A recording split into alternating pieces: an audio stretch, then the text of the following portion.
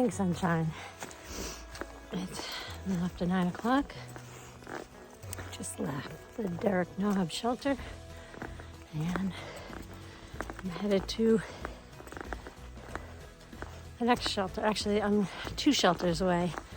A little over 9 miles today. Klingman's Dome is 13.1, which I will not attempt.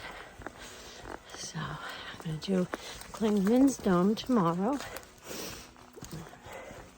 My thought is to get up to do sunrise up on Klingman's Dome. So we'll see how that goes tomorrow. But for today, stayed in the shelter. About a dozen people again.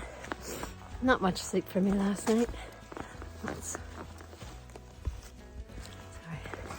Lots of snoring going on last night.